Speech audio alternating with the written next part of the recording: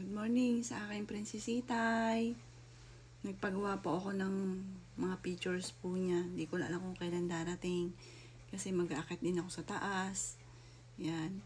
I-display ko rin yung picture ni Justin. Dahil siya ay nakagraduate na ng grade 6. 12 years old lang po yun. Aking prinsesitay.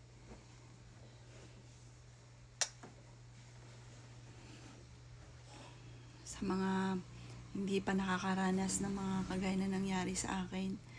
Pero yung mga nakaranas na, nauunawaan po nila ako. Pero hindi pa nakakaranas, hindi talaga ako mauunawaan na hanggang sa ngayon hindi nakaka-move on at ang salitang move on, hindi ko alam. Dahil sa bawat araw na dumarating, ang anak ko, masaya ako kasi nandiyan pa isa kong bunso. Pero pag bigla ko naalala yung anak kong panganay, natudurog sobrang puso ko. Napakasakit.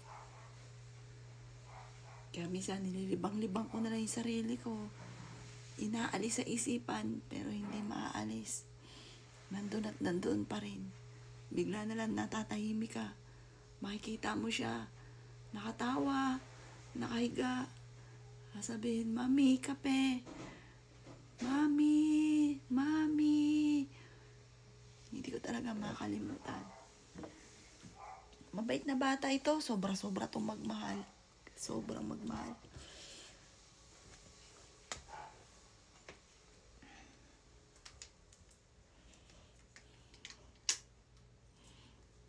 Yan. Kahit sabihin mong walang natutulog dito.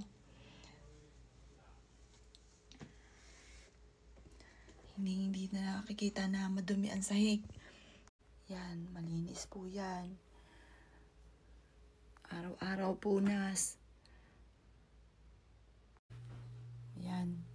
Kahit sabihin mong walang natutulog, malinis po siya.